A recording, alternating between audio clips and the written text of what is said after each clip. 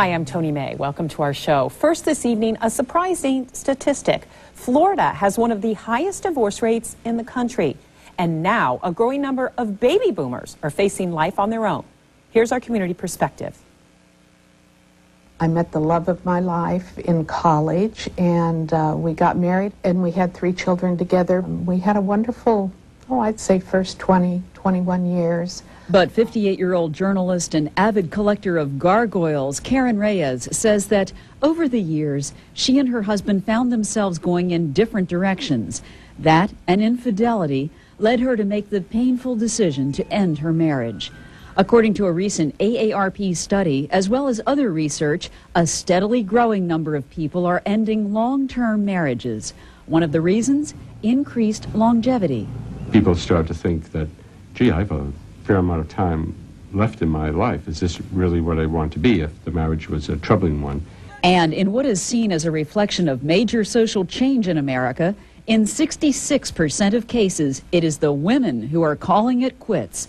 A couple generations back, women were sort of at the mercy of their husbands. They were the housewife, they were at home. Now women are in the workforce, and they meet people, they have a bigger network, and they have the power to make a call, and they're making the call. There's life after divorce. I remember almost to the day when I woke up and it was like the birds were singing and the sky was bright, and I go, what's different? It was like I was over it. I can do anything I want today, and that is a wonderful, wonderful feeling. So obviously, dealing with divorce can be very tough. Well, I have 2 guests this evening from South Florida, women who have been through it and are here to help others. Welcome, Christina Rowe, Sedacca. Nice to see you. Thank you. Thank you. And we were talking before we went on the air, both of you had very different divorce situations that have kind of brought you together, both helping others. Christina, yours was not the smoothest in the world. No, I went through a very difficult divorce, about 1.5 years in court, and by the time it was finalized, it was very expensive, and a lot of legal fees, and very, very hard. And Roz, on the other hand, yours was more child-centered. You and your ex are still friends, and that's kind of what led you to write a book about it. Yes, my book is about telling children about divorce, and I really want people to create harmonious, cooperative, collaborative divorces in every possible way, and I know it's possible to do that. And somebody like Christina might think you're crazy. That can't happen. Look at what I went through. Right. But you're saying it can if what?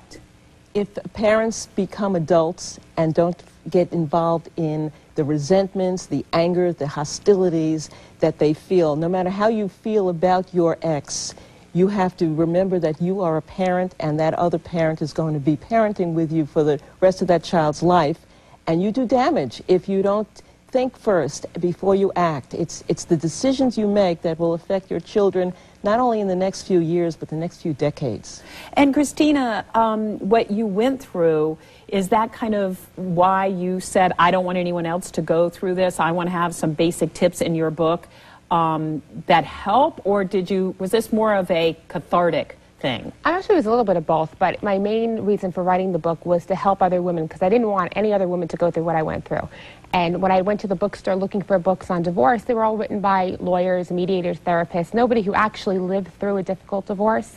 So I wanted women to be armed and prepared and be able to take control and know what they need to know in order to prevent a lot of the things that go on during a difficult divorce. But isn't it the money kind of, that you were saying, be an adult, you're going to parent together, but at the end of the day, when I talk to my divorced friends, it usually ends up about finances that causes the problems. I mean, is that not the case? For me, in my perspective, it's much more than the finances. I think it's being aware of the emotional and psychological trauma to the children. The decisions are very often much more than just financial that are made, and they get very vindictive.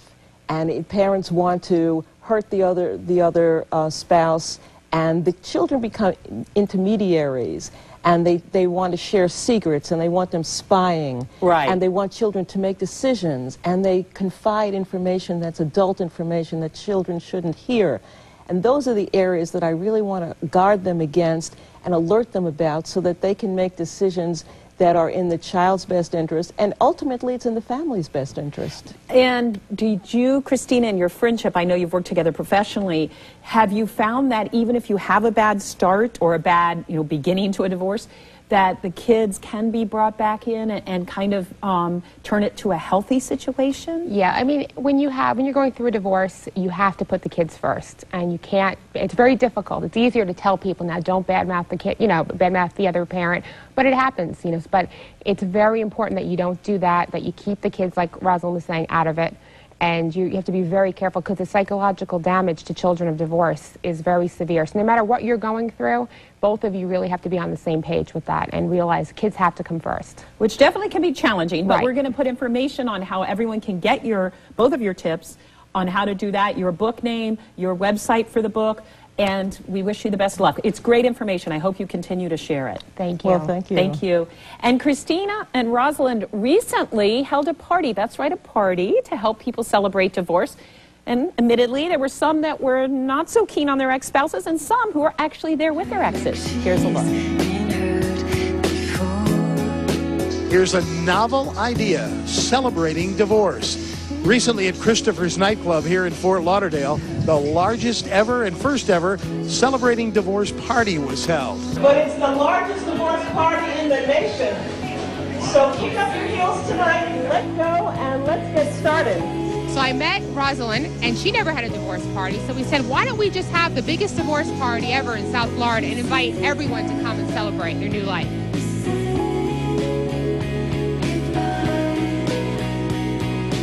We're from Colorado, and we come down to Florida. Linda says, hey, this is a great place to get divorced. The laws are all about the women. I'll keep the house, keep the kids, everything is good.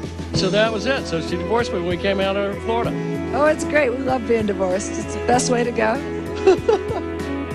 A lot of fun and games.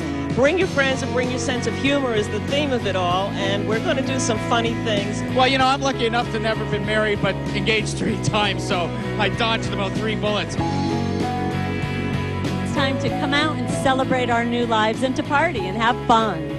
We're both married, and we're trying to hide from your camera. Anna, what are you doing here? I'm celebrating being happily divorced. How long were you married?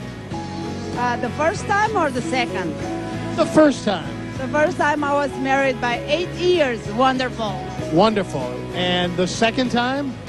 5 years, not so wonderful. I think that it's time for a shift in the mindset around divorce from one of negativity to one of looking forward, like looking through the windshield instead of continuing to look in the rear view mirror of life. My ex is the worst because she had me trying to pay for a child that's not mine. And what do you think is going to happen here tonight? Are you looking for anything special? Well, maybe I win a prize, a boat, or maybe I meet somebody for the third divorce. We never know.